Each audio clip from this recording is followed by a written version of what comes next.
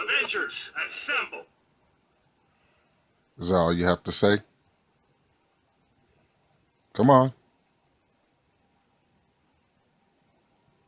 What else you gonna say?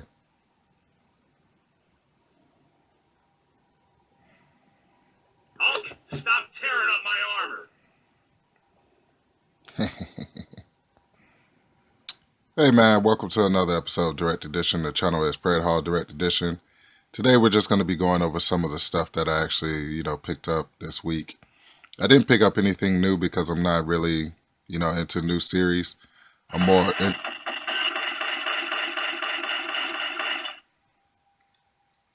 Thanks, Iron Man. I'm more into the older issues, so that's where I'm at right now, picking up back issues. This Hulkbuster, this Titans Hulkbuster I've had for a while. I've had since the movie came out. Well, before the movie Age of Ultron came out. So, yeah, it's just been in the dungeon. I try to put it up high because I have two toddlers, and my toddlers love finding a way to press that button. And I don't want the batteries to run out in case of, in 20 some odd years, I want to sell it. I want to be able to still press it, and it still has the same batteries in it, and it works.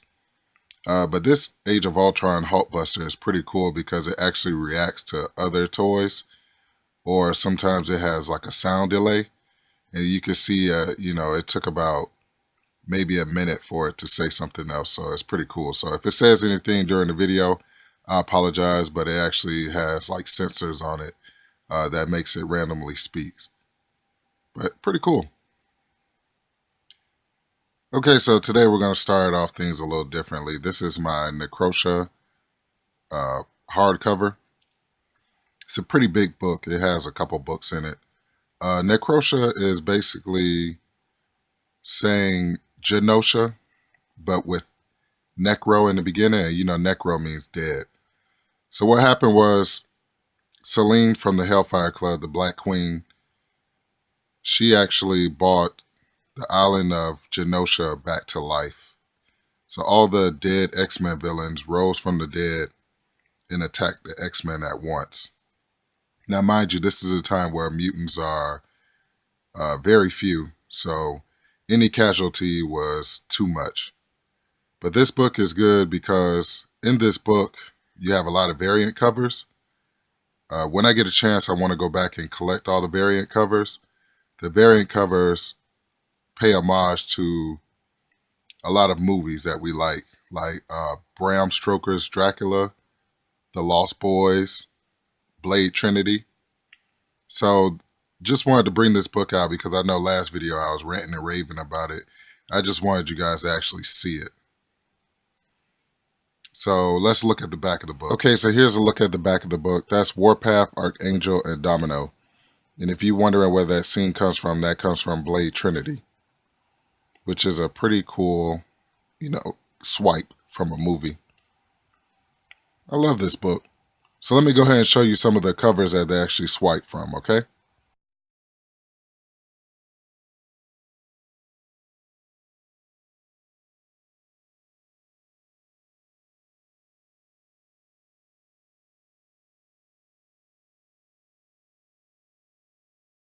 Those are some cool covers, weren't they? And just mind you, I'm up late night shooting this, so I'm kind of singing that song from Lionel Richie in my head, that all night long, all night, all night, all night. But the first thing I picked up from, I'm not going to call it my local comic book store because it's actually a freaking franchise. The first book I picked up from Second and Charles, which they price at $1.25, is X Factor number 4. The reason why I picked up X Factor number 4 is because I'm very close to finishing out my X Factor run from 1 to 10. Now, I do want to go up to about, I would say about 40, because it's the old school X-Men team, which is basically Beast, Iceman, Scott Summers, Cyclops, and Jean Grey. And the reason why I want to pick up this is because I always thought it was cool that Giant Size X-Men number 1 kicked this team kind of off the team. When they went and rescued them from Krakoa, that island. Giant Size X-Men #1 is one of my holy grails that I plan on getting before I kick the bucket as an old man. That is the first appearance of Wolverine. Nope, nope, nope, nope. That's not the first appearance of Wolverine. I'm sorry. It's the first appearance of Storm, Colossus, Nightcrawler, and Sunfire. Now, Wolverine and Banshee were already, established characters. Uh, was Sunfire? I think it might have been Sunfire's too. But the reason why I picked up #4 is because I wanted to go with this. I wanted to go with these two. This is 5 and 6.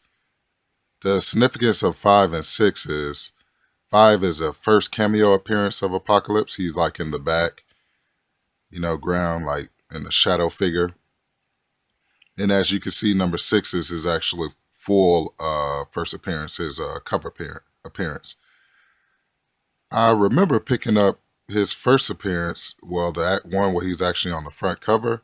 I remember picking that up for $5. I have a comic book shop that I go to. It's in Fayetteville, Georgia. It's called Dave's Comics. He's like a little, he survived the 1992 crash. And he has 50-cent comics. So I remember picking up this X Factor for like $5, and I was like so excited. The X Factor #6. The #5, I'm sure I picked it up for 50 cents. I should have picked up 2. But hey, at least I got them. And they're all, if you look at the bottom, you got the black Spider-Man face. So that means they're all direct edition. No pun intended. Maybe it is intended.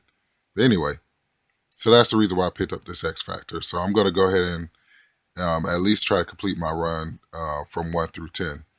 I also have X Factor #24 or 25. I think it's 24, which is the first appearance of the Angel of Death, Archangel, which is pretty cool. So yeah, since I'm down here in the dungeon, I decided to pull out my X Factor book, which is the first appearance of Archangel, which is X-Force. Excuse me, X Factor #25. X Factor 25 has always been one of my holy grails. I remember probably like the second season, or the second run of the Marvel comic cards. When you flipped them over, they had the first appearances on the back. And this is one of the ones that I saw. Now, I do believe the X Factor #23 is a cameo appearance of Archangel. But this is the first full cover. Just like the first appearance of Gambit, everybody takes that whatever number of X-Men book that was as the first appearance of Gambit, but it's actually not. The first appearance of Gambit is in a book with this mutant called Ahab. So maybe one day in one of my videos I'll go over that subject with you guys. But until then, enjoy this X Factor #24. Now, in the recent years, I've been fans of the Transformers franchise. I know people call them Bayformers or whatever, but I actually like the Michael Bay movies. But this is a beautiful IDW Marvel crossover. It's a 4-part series called Avengers and Transformers, New Avengers and Transformers. The first book is a good kickoff because it actually has Optimus Prime and Captain America on the front cover. So I was not only able to pick up 1, but I was able to pick up part 2. Part 2, I think that's Wolverine and Prowl. I really don't know my Decepticons, but I think that's Prowl. I was also able to pick up part 3, which is Iron Man and Skywarp.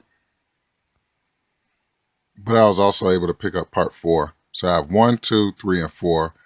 All of them for $1, so it cost me like $4. That 4th cover is freaking awesome. Spider-Man and Megatron, 2 people that I would never think would cross over.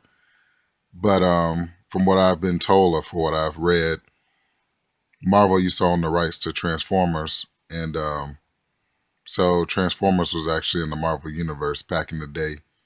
But since then, it's been a while since we've seen the Transformers in the Marvel universe, and this was pretty cool. Pretty cool.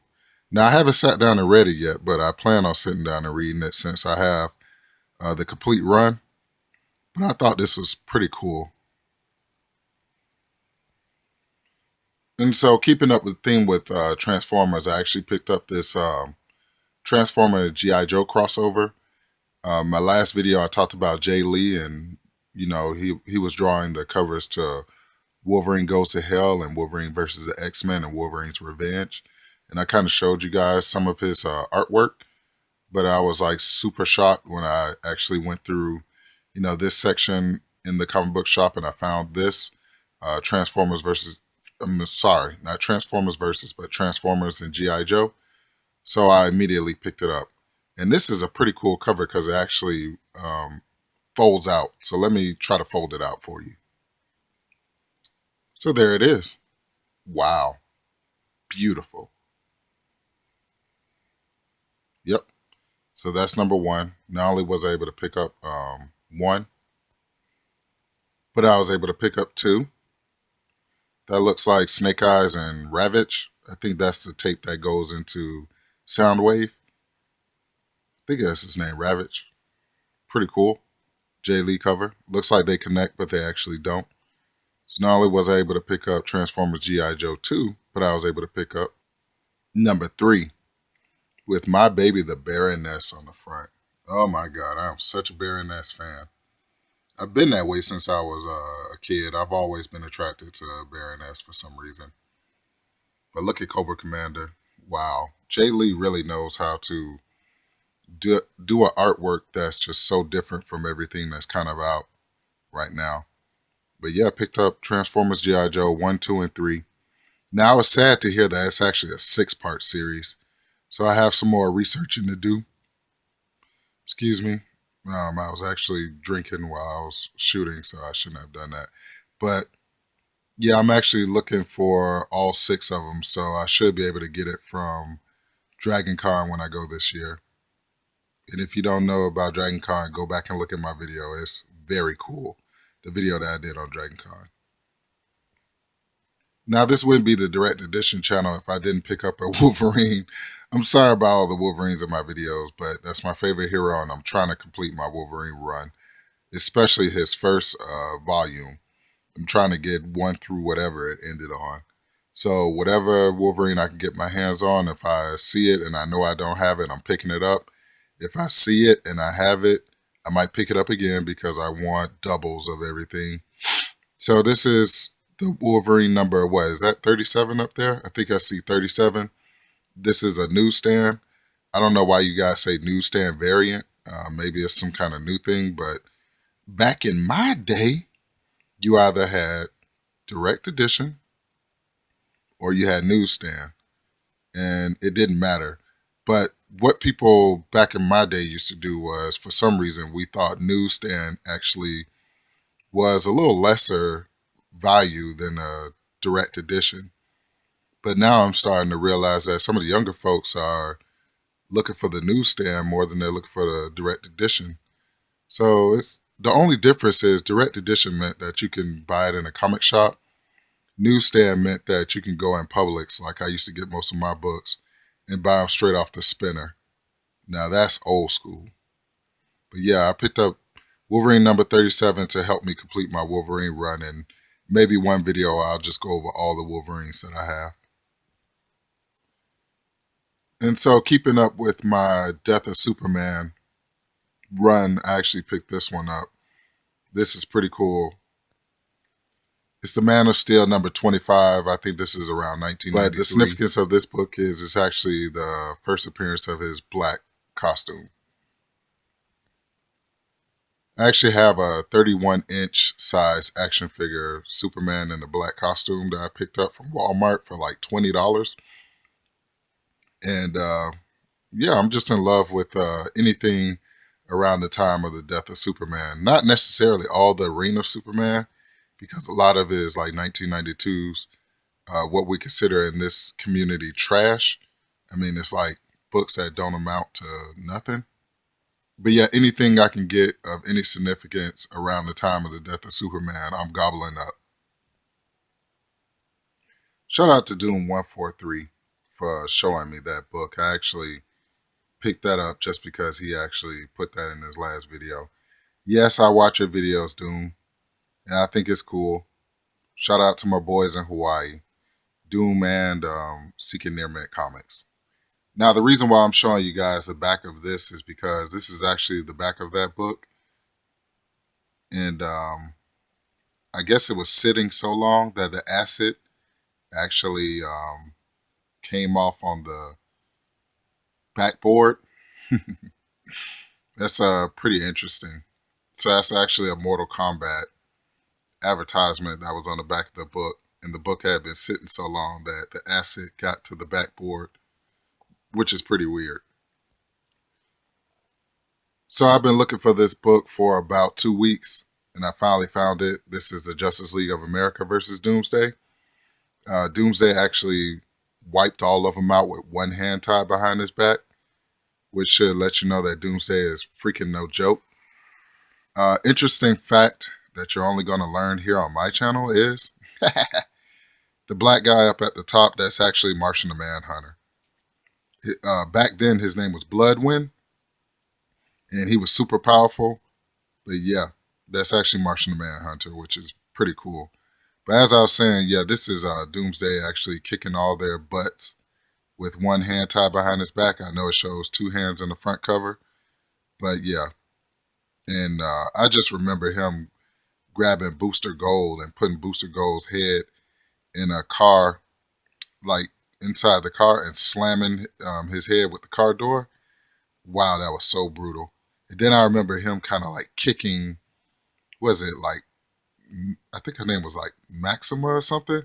He kicked her in the gut, kicked her in the stomach so hard. No, that was Superman. He kicked in the gut so hard that like he flew to the next city. I've always had so much respect for Doomsday. I wish Doomsday could talk. Yeah, I think it would make his character a lot, more appealing. But Doomsday is such a cool creation. So probably one video I'm going to go ahead and put together all the Death of Superman books that I have, so I can finally retire my trade paperback, because my trade paperback is in rough condition. Growing up reading this story, I read it like thousands of times, and when you actually read your books thousands of times, you develop spine ticks, fading and all that stuff. So pretty cool. So next we have JLA 43. This is the Tower of Babel. In the Bible, the Tower of Babel was a tower that people built up to heaven, and in order to put man in its place, God actually divided them into different languages so they couldn't understand each other. And that's where that actual name comes from, the Tower of Babel. But this is when Ra's al Ghul, or Ra's, got a hold to the Batman protocols, where he actually had plans to take down the Justice League, and Ra's actually implemented them, and he took down the Justice League. And I think Batman almost got kicked out of the Justice League for this, but yeah, I want to go ahead and pick up the other books. It's actually a 4-part series, and I'm almost sure that they went over this in the Justice League cartoons, or they made a Justice League movie about this. So, yeah, pretty cool. Now, when I saw this cover, I automatically knew where it went to. I already knew what it was ripping off, so I'm going to give you just a second to answer where you saw this book from. Okay, and your second is up. This book comes from, it's a Beetlejuice swipe, which is pretty cool. I really like Justice League Dark. Yeah. Yeah, Michael Keaton. So what do you say, Michael Keaton or Christian Bale is Batman? Mine would be Michael Keaton. Now, as far as the Jokers, I have to give Heath a little bit of the edge over old school Jack Nicholson's Joker. But yeah, I love this cover swipe. It's very cool. This is Justice League Dark. We're looking at the Justice League Dark cartoon movie coming out, or it's already out. I definitely have to pick it up, and I definitely want to see, what it's about. But yeah, this is pretty cool. Look at Deadman and Zatanna and Constantine. Very, very cool concept. And so now we get into our main events. And I was so super pumped to actually find this book for $1. This is the Justice League #1, the first appearance of Maxwell Lord. Now, the background I've got from this book is that these characters, except Batman, could not hold their own in their own titles. So what they did was they threw this team together and put Batman in it to see what the sales would do. And the sales actually, did pretty good. So this book actually got a good takeoff. Now, Maxwell Lord is a character that was developed as like your Lex Luthor to your Batman. I mean, Lex Luthor to Batman. I'm sorry, Lex Luthor to Superman. Maxwell Lord is almost, well, he has the powers of kind of like Professor X or Purple Man, basically mind manipulation. So when Maxwell Lord is around you, he can actually control your mind. So, yep, this is first appearance of Maxwell Lord, found it for $1. Can't believe I got it past the register just for $1. I actually went home and priced it on eBay. And it's going anywhere from about 5 to, I think I've seen it up to about 25. Now, I totally ignored the guy that I saw had it CGC'd, and he was selling it for $90. I was like, are you out of freaking mind? But this book has something also to do with the Supergirl TV show. So I have to still do a lot of research on this book. But as soon as I saw it, I didn't let it out of my hand. Never thought about putting it back. When I had too many books in my hand, I was just like, nah, I'm riding out with this Justice League #1 because it just had a feel about it. And like I said, when I went home and looked it up on eBay, I saw that it was the first appearance of Maxwell Lord. And Maxwell Lord, I really like his character. I remember when Wonder Woman actually snapped his neck. I actually have that comic. And they so-called arrested Wonder Woman. Yeah, right. Anyway, yep. And now on to the main event. We have Batgirl #1, Adam Hughes cover. Now, I know I'm late to the party, but I'm here. This Batgirl #1 I actually got for $9, which is pretty cheap, being the fact that it's going for way more than that on eBay. I've always been a big fan of Barbara Gordon. I have The Killing Joke, and that's one of the saddest scenes when the Joker actually shoots her in the spine. But yeah, I was happy to find this just for $9. So once again, I'd like to thank you for tuning in to another episode of Direct Edition. The channel is Fred Hall Direct Edition, and you guys be safe out there, and I will catch you guys later. Peace!